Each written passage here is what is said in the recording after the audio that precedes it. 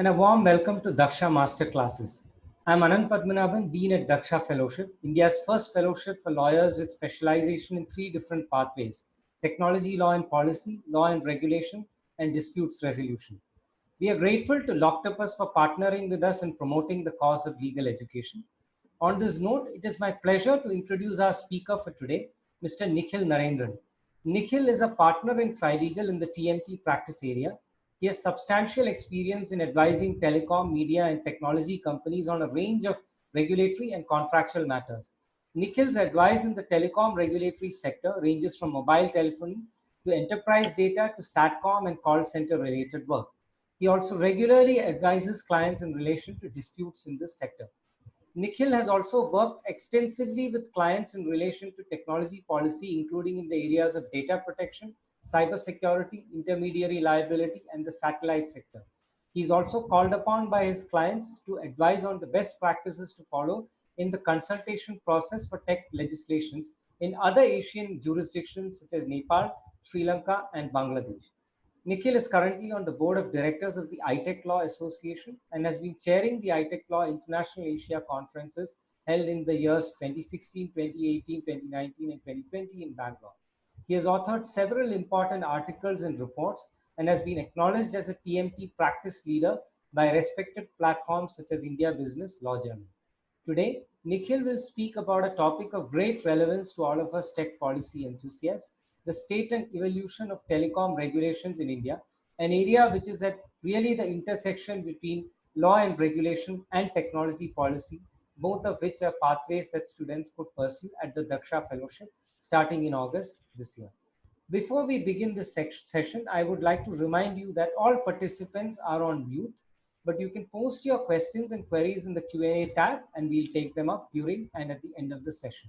So with that and on that introductory note, over to you, Nikhil, to begin this masterclass, our very first on telecom law and regulation. Thank you. Thanks, Anand. Thanks a lot. Thanks a lot for having me here. It's a pleasure to be amongst you talking about telecom regulations.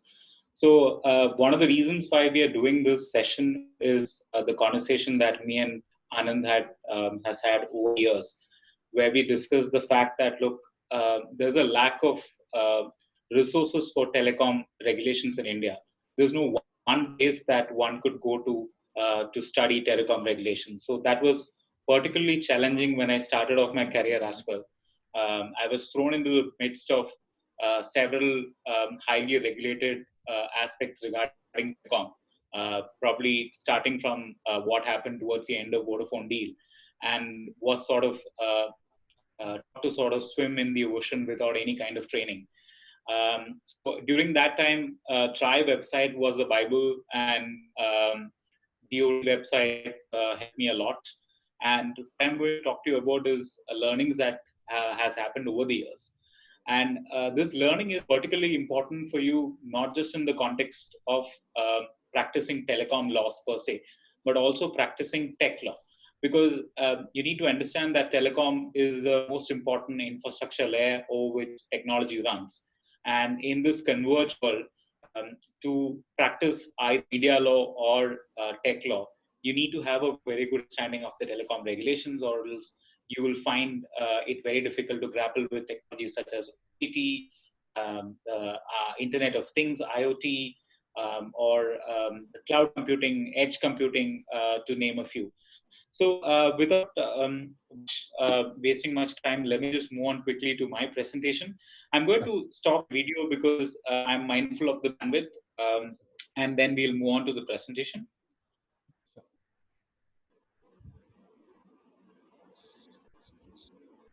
So I hope my screen is now visible. Yeah. So let me quickly start with a brief introduction about the history of telecom regulations itself. So if one traces the history of telecom regulations, we need to go back and look at the colonial era, because that's when it started. Then we'll cover how certain Indian laws came into force after our independence, the liberalization that happens in early 90s, then one significant scenario which altered the telecom market entirely, which is the 2G scam. And then we'll move on to the current scenario and also cover the certain regulatory aspects or current policy positions in the telecom market. So first, let me start with the colonial era. Many of you would know it was around 1850 that the first experimental telegraph line was established between Calcutta and Diamond Harbour. It was by the English East India Company. And sometime later, around 4 years later, the telegraph facilities were opened up to the public. In 1881, by that time, the British government had taken over the Indian rule from the East India Company. The license was granted to Oriental Telephone Company of England for operating a telephone exchanges at Calcutta, Bombay, Madras, Karachi, and Ahmedabad. The interesting thing about this company is two of the most famous inventors of the century, Alexander Graham Bell and Thomas Alva Edison, were the shareholders of the company. The company would, later that the company would then become AT&T, and the former companies would now is now known as GE and AT&T currently. And this is what a telegraph looked like. So it was essentially a Morse code telegraph, which was operating on the basis of lines, telegraph lines per se. And the government also enacted certain legislations to cover these telegraphs. Of the first one being the Indian Telegraph Act of 1885. This colonial era registration is even governing us as of now. And the reason why it's governing us is because of the definition of telegraph, which is a very wide definition, which is futuristic enough or future-proof enough to cover most modern equipment which deals with communication. Similarly, we also had an Indian Telegraph Act sometime in 1933, which dealt with wireless telegraph. So I was mentioning about the definition of telegraph under the Indian Telegraph Act. So as I said, it's a very wide definition that you can see on your screens. It means any appliance, instrument, etc., which is capable of transmission or reception of signals, writings, images, etc., which is using electromagnetic waves, radio waves, Hertzian waves, galvanic waves, etc., etc. So any equipment that you use, even your modern age computer, laptops, or mobile phones could fall under the definition of a Telegraph Act if it's used for this purpose of transmitting messages using cables, right? And what government had was the government had an exclusive privilege or a monopoly of establishing, maintaining, and working telegraphs within India. And later there was a provision that was introduced which said that the government could also grant a license and part with its sovereign right to operate a telegraph to a private. And it is using this license that most companies in India currently are operating their telephone networks.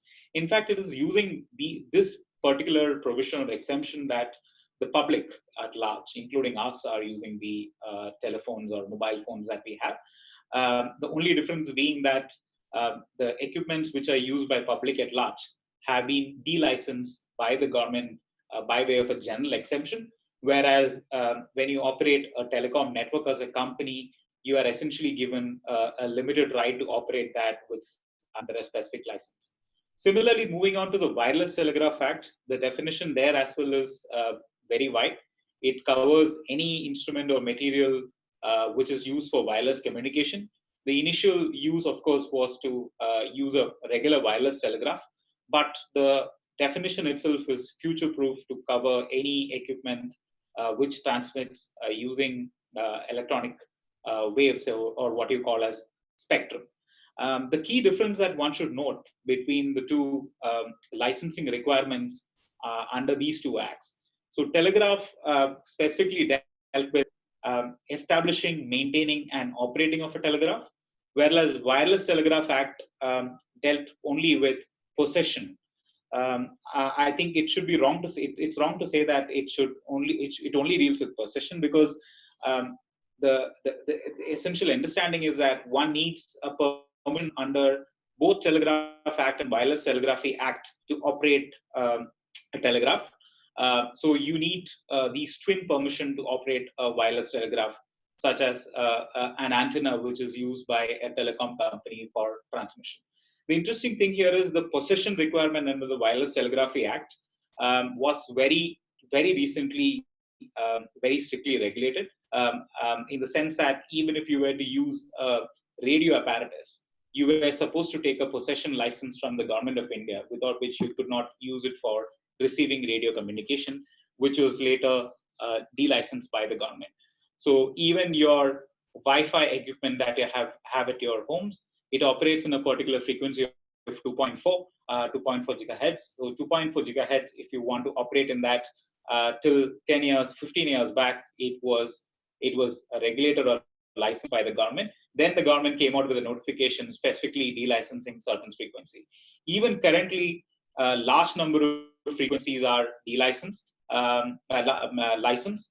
Some of the delicensed frequencies that we come across fairly regularly is one is RFID, the radio frequency identification. That's a frequency which is delicensed. Another one that we use commonly these days is Bluetooth, which was also licensed later.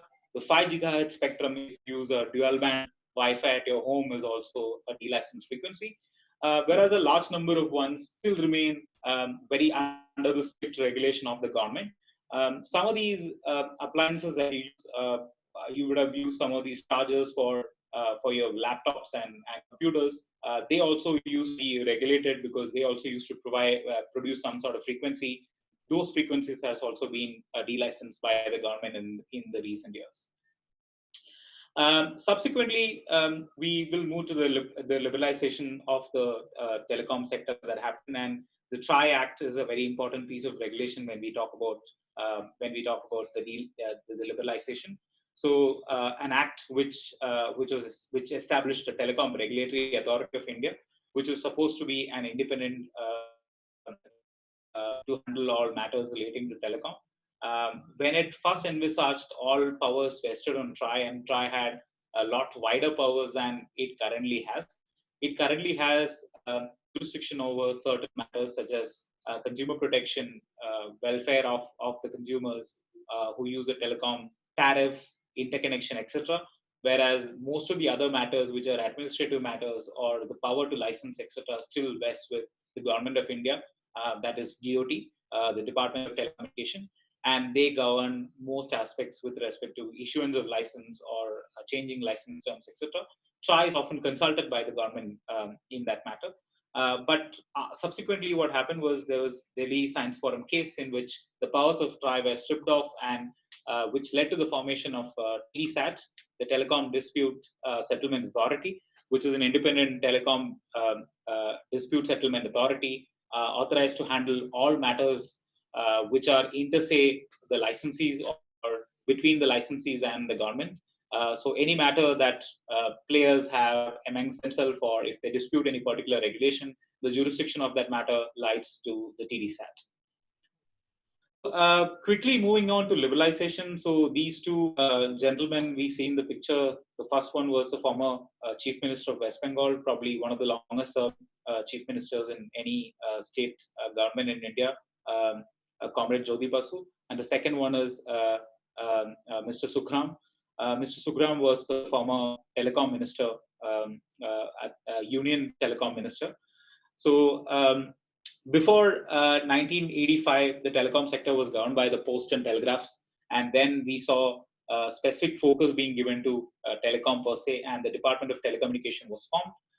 In 1994, there was a significant change which changed the way in which telecom was growing in India, and the National Telecom Policy was announced with an aim to provide telecommunication facility to everyone.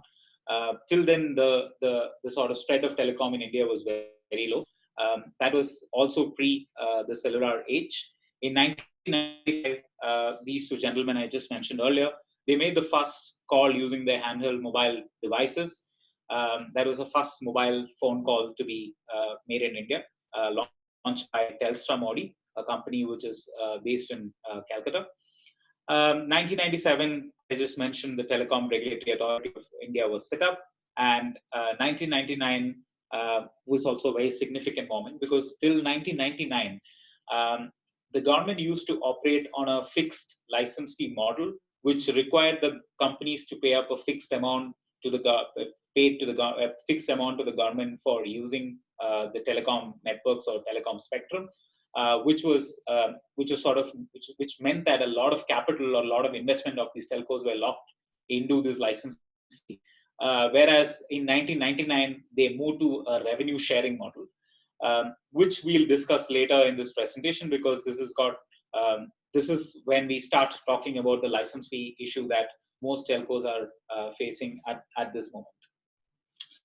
So when we move to the revenue sharing model, so this has also got some economic implications. So which meant that the companies could do a lot more with their capital. They could invest more, they could market more, they could lower the prices and experiment with their services. It meant that it became boom years for Indian telecom. A few things which sort of led to that boom. One was a significant change was fixed license fee, movement from fixed license fee to revenue share. And there was subsequent issuance of licenses which happened in 2004 and then in 2008. And there was liberalization of foreign investment in the telecom space. It was a gradual and a slow liberalization which happened with respect to FDI, foreign direct investment. Earlier it was restricted, then it was moved up to 26%, it moved up to 49%, then now it's allowed up to 100% in telecom space subject to government approval. So if you want to invest, if a foreign company wants to invest, they can invest up to 49% in Indian telecom space without any approvals. But there are, of course, other conditions and conditionalities that's there from a security perspective that one needs to undertake. So this also meant that this shift, like you could see from this diagram, there was a significant growth that happened right after 1999 is when the Indian telecom industry started growing at a much rapid pace. You should, I would urge, sort of think along the lines of, look, it's got a direct relationship between the growth that our country had in terms of GDPR. These were the not GDP. So this was probably the fastest growth that we have had in terms of GDP, and telecom was a significant aspect of this growth. It meant that new business models were created by Indians. Mobile phones were accessible to each and every Indian, and the penetration ensured that they could increase their business, and which meant that the GDP of India grew at a much faster pace till the year 2011. So this is the share of GDP of telecoms to the GDP. As you can see from the figure, it goes somewhere along 1% to all the way up to around 3.8% or so. Up till 2010, it's quite significant.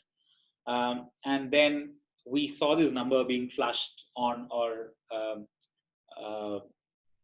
newspapers and TVs, this astronomical sum, which meant that there were many individuals who came to sort of forelight. But to mention two of them, one on the right is Mr. A. Raja, who was a telecom minister at that time, and Vinod Rai, who was a control and auditor general at that time. So what happened after that is, due to the 2G scam, there was a particular churn in the market. There were 144 licenses issued to the telecom companies that was cancelled by the Supreme Court in 2011. That meant that that was also coinciding with the time when our GDP started falling, and that also coincides with the time when the telecom industry started facing a lot of heat. We saw a lot of mergers, we saw a lot of exits. There were several foreign players in the market, including Telenor, Etisalat, NTS, other private players such as Swan, Videocon. They had all obtained licenses during this time. That move to increase the number of licenses was to sort of increase the competition, and the market started consolidating. There were several exits. There were several assets in the telecom space which were ready to be acquired for cheap, and consolidation happened. And now we are left with three players if you count BSNL out. And I don't want to speculate on the situation of the player in the middle, but we may soon see some more consolidation in the market. And the last sort of update with regard to the journey of telecom regulations in India is the Supreme Court judgment on AGR, in which the Supreme Court said that the companies were not calculating the license fee properly, and they should have paid much more license fee, and which meant that they have to cough up a lot of money to clear the past dues and pay a lot of penalty to the government of India, which was the same license fee calculation that we had discussed, which changed the telecom industry in 1999. And lastly, you would have seen the latest update in terms of Facebook investment in Jio. This is also going to be very significant in terms of how telecoms is going to grow in India. The impact of this probably we'll see in the coming days. Quickly moving on and talk about the regulatory authorities or the regulatory bodies in India, which are some of them I have introduced already. We have the Department of Telecommunication, which is the apex body in charge of all matters relating to licensing and granting of licenses to telcos. They also have a say in terms of which foreigner gets a stake in a telecom company. We have the WPC, or the Wireless Planning Coordination Committee, which is a cell under the DoT. Their role is to govern wireless telegraphs and deal with spectrum development. They also have an internal body called the SAFCA, which is dealing with certain administrative matters relating to spectrum development. So WPC's role is not just to govern big telecom companies that we see regularly in the market, like the likes of Jio and Airtel, but also to deal with any sort of license that you need to procure, let's say for possessing a wireless telegraph. Let's say, for instance, you're buying a satellite receiver and you need a license, you need to go to the WPC. If you've heard of this concept called ham radio, which is an amateur hobby radio service, you need a license from the WPC. They pretty much handle all matters relating to spectrum. Similarly, there is, we've discussed TDSAT and TRAI earlier. TRAI is the independent regulator who's got recommendatory powers with respect to all aspects relating to telecom. Any recommendation which is laid out by TRAI need not be accepted by the DoT. Sometimes you have seen back and forth. Sometimes you have seen DoT sitting on recommendations of the TRAI. Sometimes, TRAI has on certain matters like tariffs, interconnection, quality of service, etc. TRAI has a final say, and they also come out with their own regulations when it comes to these matters. Then, of course, we have the TDSAT, which is the independent tribunal which looks after telecom disputes. The main important pieces of legislations that one should look at while looking at telecom. So you have the National Telecom Policy. So we have had several iterations of the National Telecom Policy. The latest one is called the National Digital Communication Policy, which came out a couple of years back. We have had the National Telecom Policy of '94. There was a subsequent change which happened in 1999. There was further broadband policies, which was also issued by the DoT with the consultation of the Telecom Commission, which is an interministerial commission. The TRAI Act, and the licenses issued by the DoT. We'll talk about the licenses issued by the DoT in further detail once we move forward. So I'm just breaking for any questions that you have. In the meantime, I'm happy to take them. Anand, you want to take over and Yeah, sure, Nikhil. There are some questions that have come up, not too many. One is Yashwardhan Rajawat would like you to explain the role of the WPC again. Could you just take a step back and explain? Sure. So WPC is like a wireless planning and coordination committee. They are a cell within the DoT itself.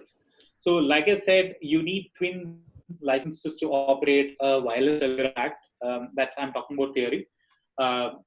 So let's say that you have a telegraph license from the DoT. You also need a permission to operate spectrum in a particular band. That is the role of the WPC. When doing spectrum allotment, what the WPC does is the WPC looks at your equipment and understand what's the sort of emission capabilities that that equipment has. They also maintain a large database of other equipments which are given the permission to operate in that particular band. They need to ensure that a person who's, let's say one person is given a right to operate in a particular band, that use of that equipment by that person in that band does not interfere with other banks which are operated by someone else. It need not be an interference which is for private use. It could be an interference with certain strategic communications of the government. For instance, the defense or the Ministry of Civil Aviation would have been using certain spectrum. So when we use a particular antenna at a place, it should not interfere with such communication. So they maintain a large database of that. They maintain a database with respect to the tower heights, the heights of the tower, and the emission capacity of the tower to ensure interference doesn't happen. They keep the records with respect to spectrum usage. They give a large number of licenses. For instance, technically, for you to import a telegraph or wireless telegraph to India, you need what's known as an import license. They issue an import license to import a telegraph to India. To even possess a license, you need a wireless telegraph. You need a license from the WPC. That's issued by the WPC. There are experiments that research and development facilities will be carrying out. For that, you need an experimental license. There are satellite navigation technologies used by fishermen in the sea. Those licenses are issued by the WPC. So they're essentially a coordination body which ensures that spectrum allotment is done in a proper and efficient manner. And all telegraphs issued by telegraphs operating in India operate in a manner which doesn't interfere with other. Right. Thanks, Nikhil. There's one question from Neha Chowdhury. Could you speak about the relationship between cybersecurity and telecom? And in particular, how did telecom come to be designated as critical information infrastructure? What has been the good, the bad, and the ugly here?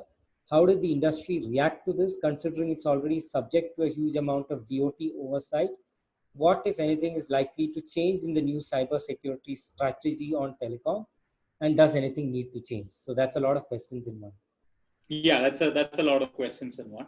So cybersecurity and telecom. So you need to understand that from a national cybersecurity point of view, I think telecom is very critical. If you look at it, most of the time, Indian government has always had some concerns about security of its network. It's because it's very critical for the nation's strategy. At the time there is a war, or at the time when there is an epidemic like we are right now, the government would like to ensure that its telecom networks are very critical.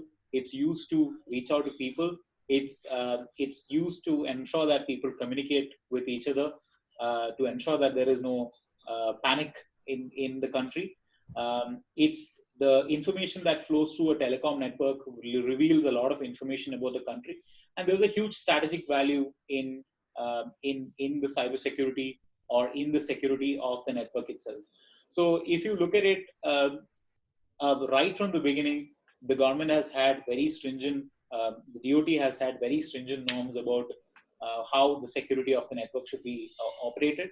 It came into at a sort of a height sometime after the Mumbai attacks of 2008, where it was learned that the players, the terrorists who had attacked the Indian shores were using BlackBerry communication, and the government did not have a way to get into their phones and decrypt the information from them. So it went to a situation where the government took this up with BlackBerry Research in Motion and ensured that they had some servers in India so that information could be passed on to the government. Then we subsequently saw government taking a slightly aggressive stand on certain suppliers from a certain country because a large number of Chinese equipment were coming into India in terms of use in Indian telecom networks. So the government had at that point of time issued what's known as a direction to the public sector company BSNL not to engage in Chinese companies for border security areas. The government also keeps a very tight watch on what's the equipment that's used in the border security areas from a national security interest. We've also further seen such moves by way of specific penalty clauses on equipments being used in the in the telecom network, which means that they are supposed to make undertakings saying that there are no Trojans or black doors which are used in those equipment. There are no sort of backdoors that could be used by foreign nations to exploit the vulnerabilities in the Indian telecom sector, etc.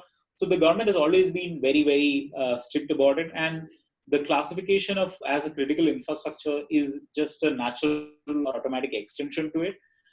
What's good, bad, and ugly there? Look, it's very difficult not to classify telecom as a critical infrastructure because it's very important for, and it's my opinion what I'm saying. So it's very important for the company that yes, there is large amount of oversight that's going to happen. That's unfortunate part about it, but it was expected, and I don't see a significant change happening in the new cybersecurity strategy as well. I think it's going to be along the similar lines, if not more restrictions. Right. So, Nikhil, I know that there is a lot of ground to cover, but there's one last question, and that's because there's many people who have actually raised it, and that is the recent Facebook Geo, transaction, right? And the question is at a more theoretical level: what's the interplay between the competition regulator and the telecom regulator, and how could it potentially play out in the context of such high-value, share purchase transactions?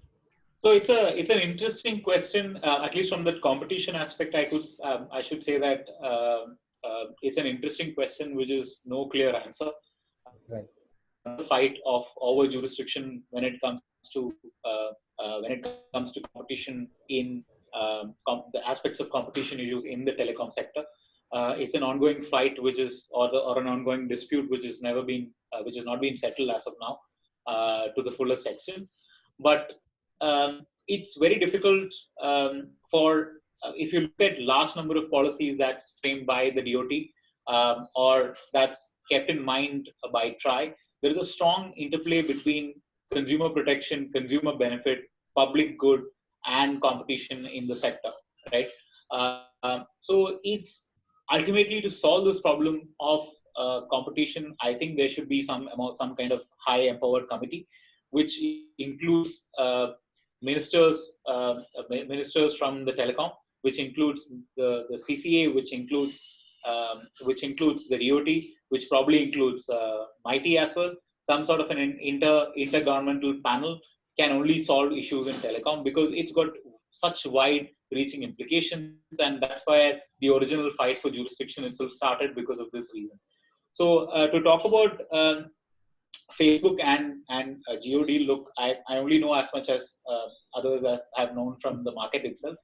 So I think there are a lot of concerns that's raised in the media about what will happen if this level of integration happens. There's the sort of impact on the market and impact of the consumers. There will be impact, but we'll have to sort of wait and see. Now everything is very theoretical. It doesn't mean that the net neutrality issues will start cropping up because of the fact that there was an initial tie-up for zero rating by these two players in the past. So I think it's speculative to assume all those things, but we have a very strong telecom watchdogs in India. So I'm sure that if at all it leads to some sort of undesirable positions that will get thrown up and that will be challenged, but we'll have to wait and see how this will change the market itself, or if at all anything will change for our lives as consumers or keen watchers of the telecom space. Thanks, Nikhil. I think we can proceed with your lecture and then take later questions later. Sure. So quickly moving on to some of the key aspects of the telecom regulation itself. This is particularly important because most of the telecom regulations per se are often framed in keeping these key tenets in mind. So one important aspect is consumer protection.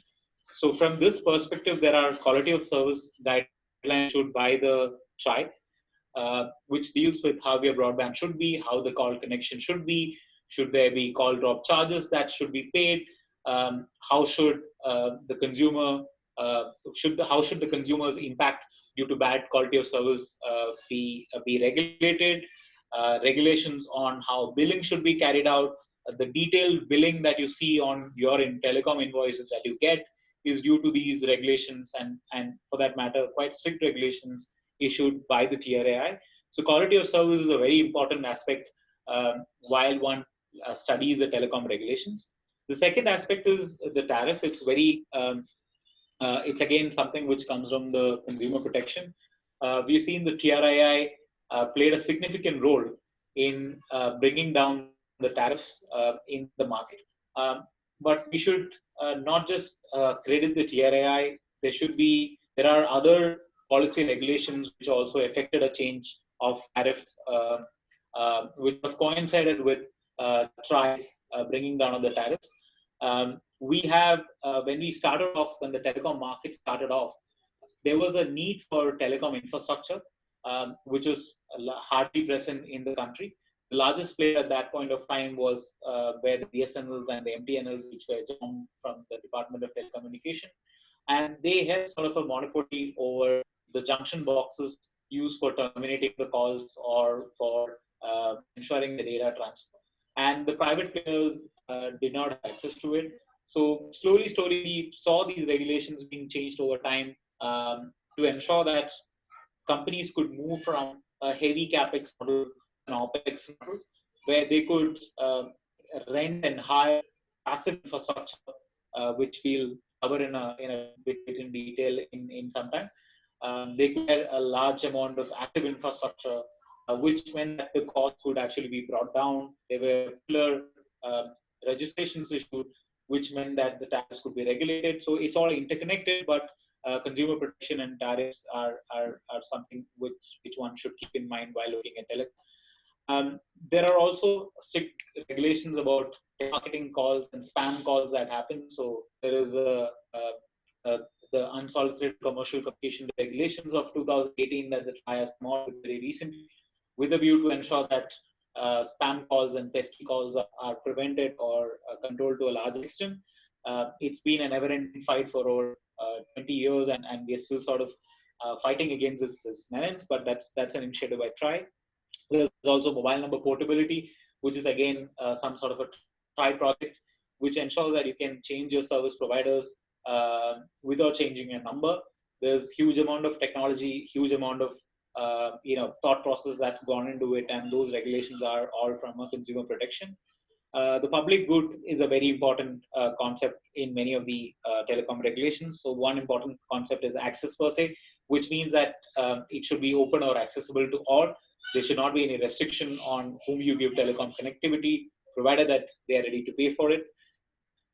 Interconnection is a very important aspect. So this rule in the telecom licenses meant that one player cannot, one cannot lock in the players to themselves, and which means that a BSNL number could make a call to an Airtel number and vice versa, and there is a mandatory interconnection requirement, which is some sort of a must connect requirement that's in place. These requirements are coming from a public good perspective to ensure that the telecom network is not monopolized and they work in tandem with each other to provide a service to the consumer.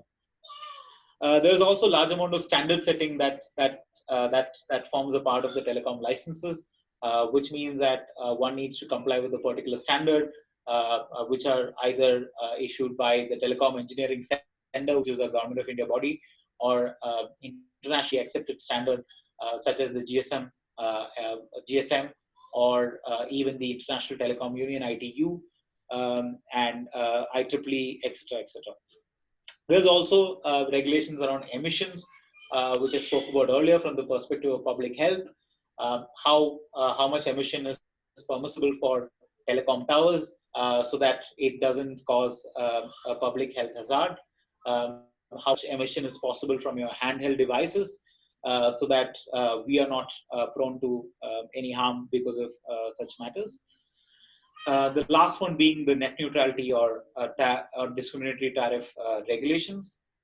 That's also brought in from a public good perspective to ensure that there is no discriminatory treatment of traffic, and that everyone on a telecom network, every app or every website or every kind of traffic which flows through a telecom network is treated equally, and there is no preferential treatment meted out to one content over the other. There is also a prohibition on giving out zero rating platforms in the form of discriminatory tariff, which means that you cannot charge differently for the telecom services. The other important aspect one should keep in mind is security. So many of these security conditions have changed over time, and some of them have gotten stricter as the foreign direct investment cap in these telecom companies increase over time. Some of the security restrictions include the fact that foreigners cannot be the CXOs of Indian telecom companies. They should mandatorily be security vetted by the Ministry of Home Affairs to ensure that they don't pose a security threat, including those officials who are in charge of the network, to ensure that there is no sort of backdooring that happens from these networks to countries which are unfriendly to India. There are regulations and restrictions on how these telecom networks could be accessed remotely from outside India. There are restrictions on the way in which the network should be set up. There are a large number of restrictions those. Third is the control over equipment, in the sense that the DoT, we have mentioned this briefly in answer to a question. The DoT has over time come out with regulations which mandate how telecom equipment should be certified and used in a telecom network. What are the basic checks and balances that telcos should take while deploying a network, deploying an equipment in the network? While they undertake, they need to take back-to-back undertaking from these equipment suppliers to ensure that there is no foul play, etc., etc. The last aspect being legal interception, which is a very critical aspect when it comes to telecoms, which always meant that the earlier provisions were that there used to be manual phone tapping, which used to happen, where there was a fixed number of calls that a telco should sort of enable. Now, the limited information that we have is we are all moving to what's known as a centralized monitoring system, where the government is cutting out telco as an intermediary and sort of pulling the traffic directly to a centralized surveillance mechanism where they can tap the calls and identify potential threats to national security. That's these sort of legal interception regulations are applicable across all telecom licenses in one way or the other, both for calls and data. And much information is not available in the public about it. So, but that's we have. But many of these regulations often come up, and there are many questions that one often gets when it comes to legal interception.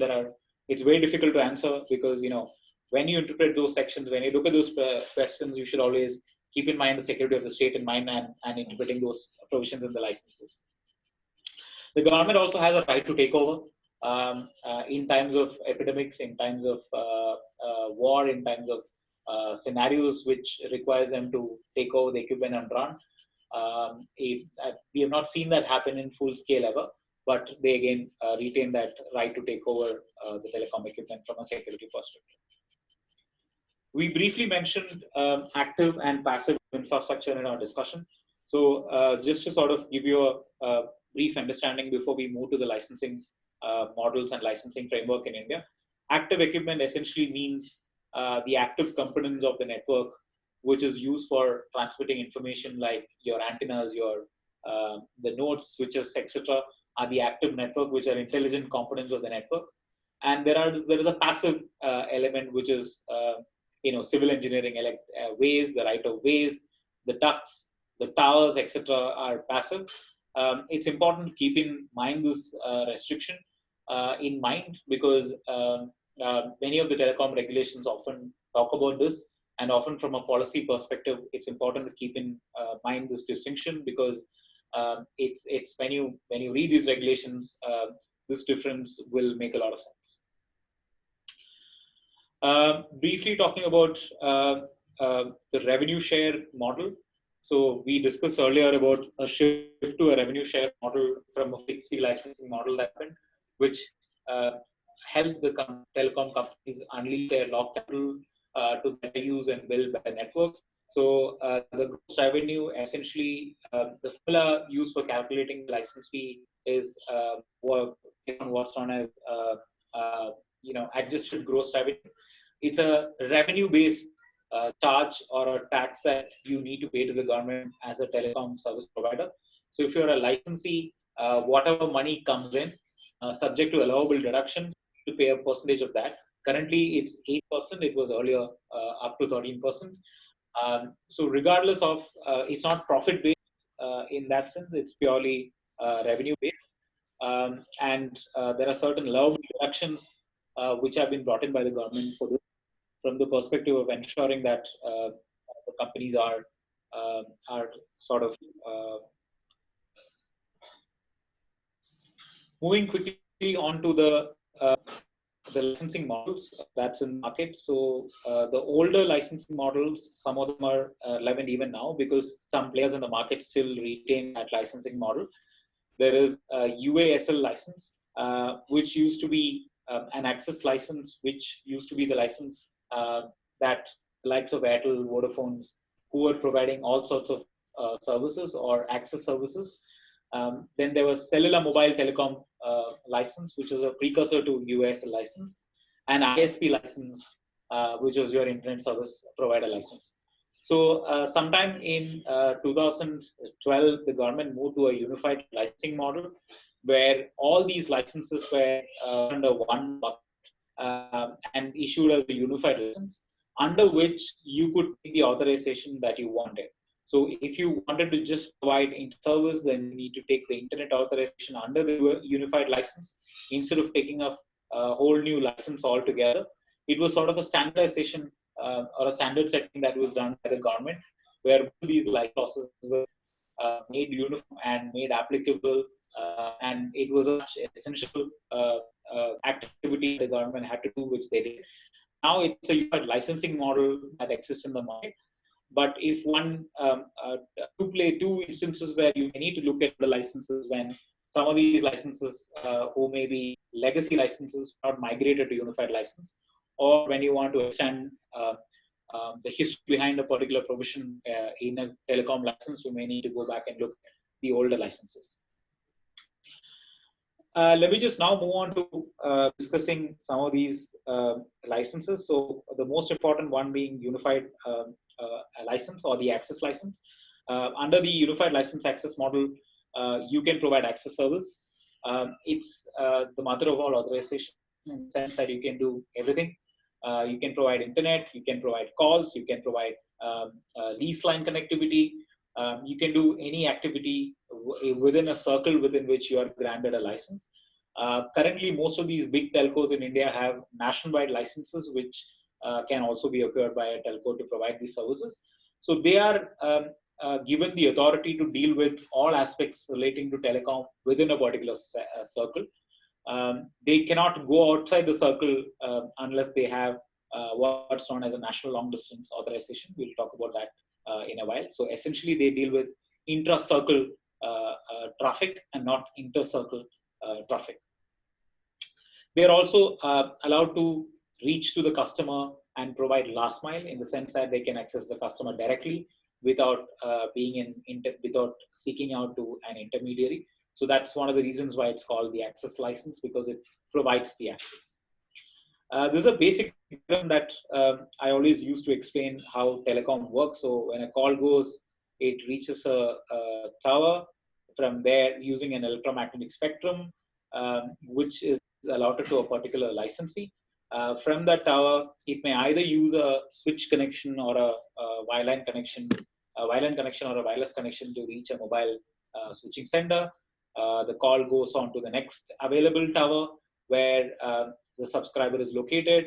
This latching on happens till it reaches the subscriber to whom the call was meant to.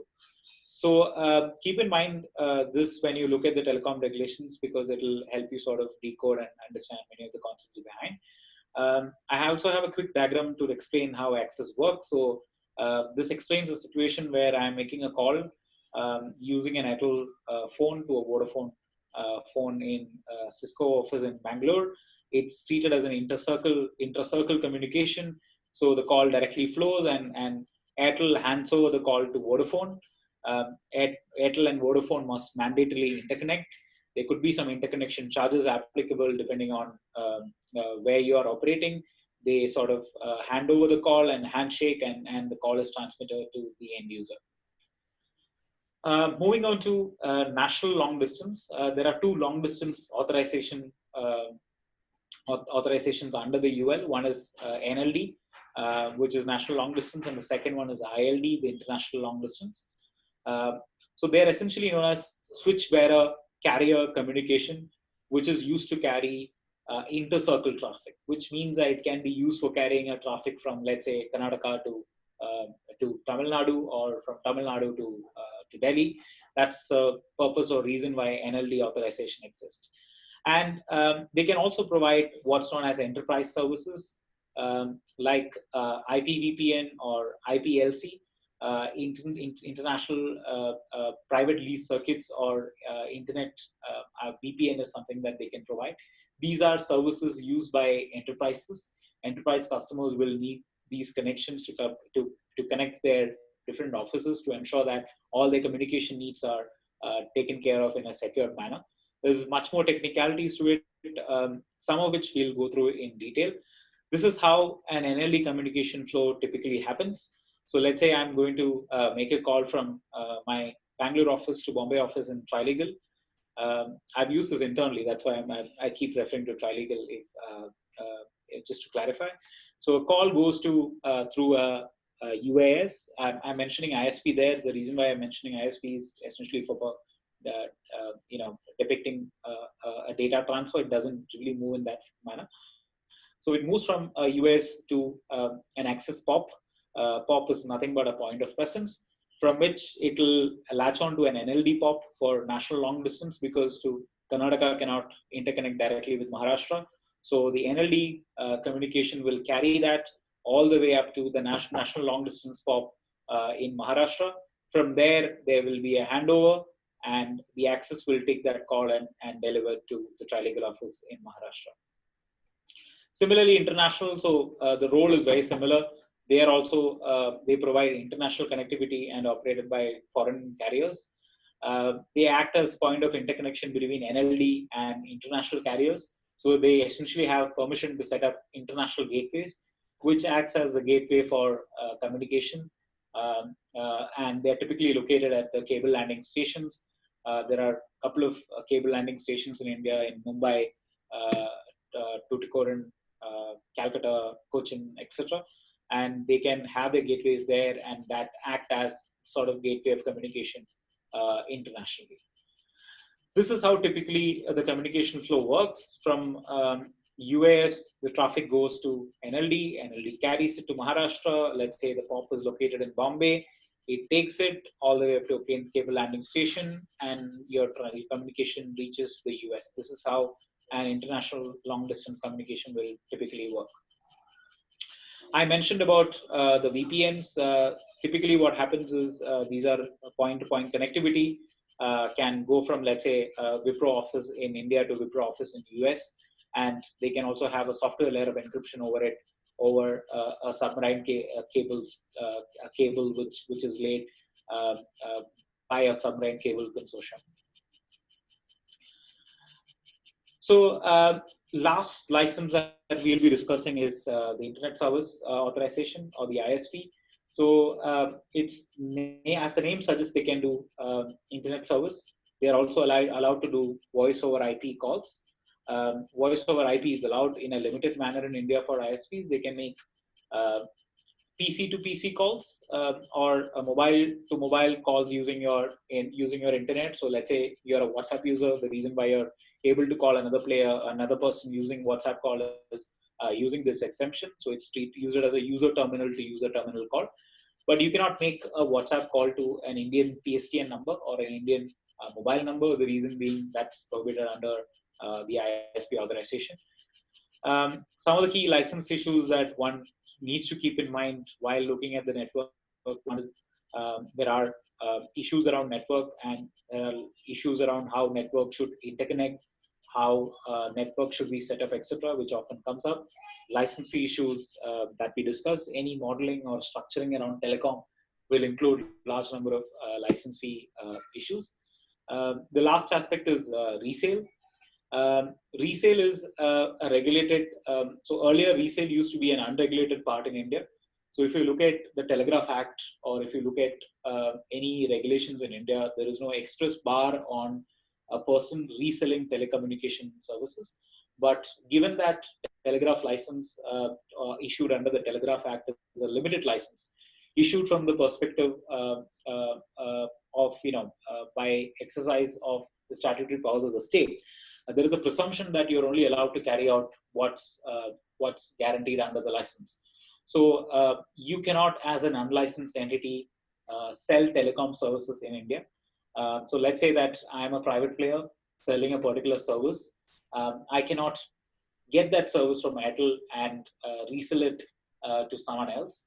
That selling needs to be done by Airtel or Vodafone themselves. They needs to be the merchant on record. This became a big issue because globally, internationally, there are a large number of players who are in the resale of telecom space. They sell bulk bandwidth or they sell bulk minutes. Some of these models in India were questioned by the government, and there were several investigations that happened. And the government then came out with what's known as a VNO license, or a virtual network operator license, where they came out with a model and blessed the reselling structure. We haven't covered VNOs in detail in this presentation, also because many of the licensing terms and many of the licensing conditions are very similar. It's a slightly lighter form of the UL license that they've seen, but not significantly light enough to attract so much of attention from the private players. So we don't have as many VNO players in India that the government would have liked to have because of severe restrictions on license, including foreign investment restrictions and security conditions and the likes. Briefly moving on, my last slide on some of those semi licenses or registrations. One registration to keep in mind is the other service provider registration. This is governed by the Department of Telecommunications. This registration is issued to call centers and entities providing IT-enabled services, purely from the perspective of ensuring that there is no switch telecommunication that's happening by these call centers and players, because they have MPLS connectivities and internet connectivity and PSTN connectivity in their center. So DOT fears that there could be switching that happens. To prevent that, to prevent from a revenue share perspective, to ensure from a security perspective, another service provider registration is issued to call centers and IT-enabled services, so that they just merely need to register with the DOT, but there are large amount of network-related compliances which are quite burdensome, and some of them not necessarily future-proof, in the sense that many companies who operate in the OSP space find it very difficult because they're often restricted by these regulations to enable, let's say, a cloud model or a cloud telephony model or a call-on-call model in their centers because of very strict regulations. The other important registration is the infrastructure provider registration, or the IP1 registration. So they are essentially allowed to give out passive infrastructure on rent to other telcos. They are also allowed to lay fiber, which is not connected, what's known in the industry as dark fiber. Essentially, that means that fiber that is not lit. So they are essentially infrastructure provider per se, and they can do all activities which does not involve lighting or use of active equipment per se. Very recently, the DOT, I think, liberalized active infrastructure business by them as well, provided that they don't actually own that equipment in their name and it's operated and the possession licenses with the telcos. The last one is the AudioTex license. This is essentially a audio conferencing license. There are a bunch of licenses like UMS license and AudioTex licenses, which were earlier issued as value-added service licenses, which one could obtain at this point of time for services. So I think that is the last slide. I'm happy to take questions if you have time, Anand. Yeah, sure, Nikhil. We have time for about 3 questions because this has been extremely comprehensive, and I must really thank you. In fact, we have had a lot of queries coming up on whether the presentation can be made available for the benefit of everyone. Let me just mention that we'll also be uploading this entire session on our YouTube channel, which has just started with the lecture that we had last week, the Daksha Dialogue with Ms. Napine. So I would urge you all to follow our YouTube channel, and we'll have these video sessions on our channel. So Nikhil, coming to questions, there is one very important question from Shauvik Guha. There have been repeated consumer concerns about the effectiveness of the national DNC registry, and telecom players have often been accused of selling subscriber data to third parties. What sort of specific steps, if any, have TRI taken to address this issue? So I think, look, unsolicited telecommunication has been a big problem that most consumers face. And TRI has made 3 attempts, I believe, sometime in 2004, 2005, then sometime in 2011, and then in 2018. So they had come out with 3 different sets of regulations. So, and if you look at it, it seems like the TRI is learning every time. The first model that they implemented was that the telemarketers needed to register. It did not work well. The second model was that they said telemarketers should register, and then they created what's known as a scrub list, which meant that if you need to scrub a list before making a call or sending a message. They also, that went on for some time, but none of these calls stopped.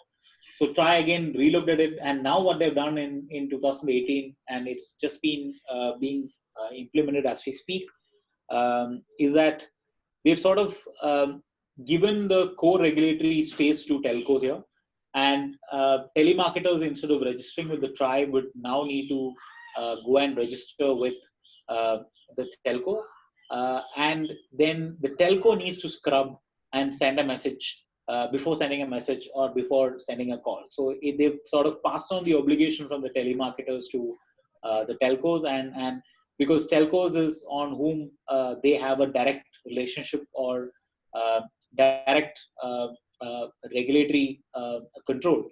So, and they've also implemented a DLT system, a distributed ledger technology system, where consumer consent for receiving calls or receiving messages could be recorded, and the messages could be sent on that basis. It's probably one of the first implementation of distributed ledger technology in Indian regulations. It just went live sometime in 2019. So we'll still have to see how effective that is. It also deals with certain classification of messages. For instance, the SMSs and OTP SMSs or OTP calls that you get, and transactions like that are now classified as transactional messages, which one could justify based on the transaction that you take, whereas certain service message classifications, which could be related to a service that entity is providing to you, and they've come out with a different classification for promotional messages and promotional calls. It's a complete overall altogether. So if you go to Trilegal Unlock series, you could see my video on that, which sort of gives you a gist of what this regulation is about. It's probably around 5 to 6 minutes long. Right. Fantastic. I'm combining again a few set of questions here on a common theme on what the privacy verdict in Puttaswamy and the subsequent data protection conversations and bill would have as by way of impact on the current legal interception machinery that you had touched upon briefly when discussing the security aspects. It's my favorite topic. It's also a controversial topic. So technically, the current regulations around telecom interception, or even for that matter, IT interception, is modeled around the PUCL judgment of 1994. That was a time when we were dealing only in wireline communication. There was no mobile phones, and it was just limited to phone tapping. Whereas and there was Telegraph Act Amendment, Telegraph Rules Amendment, which came after that. The same principle got carried forward in the 2011 interception rules under the Information Technology Act as well. The licenses were also framed on that basis. Unfortunately, that's the model that exists for interception right now. So technically, one could argue that all the interception that's happening in India, or the surveillance relating to telecom and IT happening in India, does not satisfy the test under Puttaswamy. There is no independent oversight mechanism that happens. it's the executive which is issuing the order, executive which is implementing the order. So if once this whole COVID mess passes away, I hope the courts will have some time to look at this closely, so that they can probably come up with a better surveillance mechanism or better surveillance procedure guidelines, which will work in current day and age, and not rely on a violent tapping sort of a protocol which was only invented in 1994. So this whole surveillance laws in India need a real update and refresh. We were hoping that will come in the PDP bill, but unfortunately that did not happen. So my opinion is that it is outdated and it needs to be refreshed, and it need to go to a body like a FISA court, an independent oversight mechanism to ensure that tapping doesn't happen on and off. It only happens, interception only happens if there is an urgent, necessary, and proportional need to violate a person's privacy. Right. And Nikhil, finally, just a question, for all our students here about your career and how you developed an interest in technology, law, and policy, and how you would sort of guide students here today on thinking about building an expertise in this area of practice. I mean, we are, in fact, very lucky to have you on board as part of our visiting faculty at Daksha, and hope to have you soon teaching a full course on telecom law.